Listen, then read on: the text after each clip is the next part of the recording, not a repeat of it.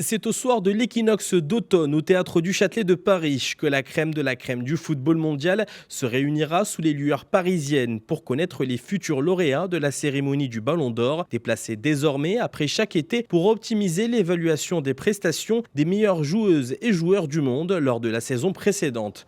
Chez les hommes, plusieurs noms ressortent déjà pour succéder à Rodri, comme le Parisien Ousmane Dembélé ou encore les Barcelonais Rafinha et Lamine Yamal.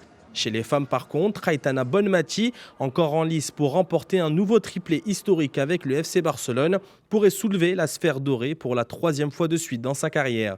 Mais avant de se pencher vraiment sur les favoris au sacre final, France Football a apporté quelques modifications aux critères appliqués pour permettre aux 100 journalistes des pays les mieux classés au classement FIFA de faire leur choix. Pour rappel, les votants devront classer 10 noms selon leurs préférences, ce qui permettra ensuite aux organisateurs d'attribuer le nombre de points correspondant à chaque classement et déterminer ainsi qui sera désigné meilleur joueur de la saison 2024-2025.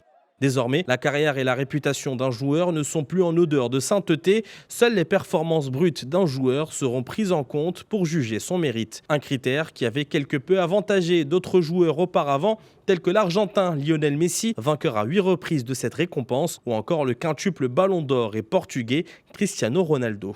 Pour France Football, éliminer ce critère participera à renforcer la légitimité de ce trophée, recentré désormais sur le mérite et l'actualité.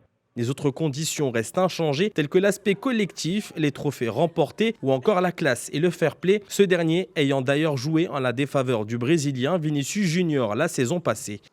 Le magazine sportif profitera également de cette 69e édition pour développer la place attribuée au football féminin dans cette cérémonie, avec de nouveaux trophées décernés à partir de cette année, tels que le prix de meilleure jeune, de meilleure gardienne et de meilleure buteuse, qui sont déjà attribués pour le football masculin.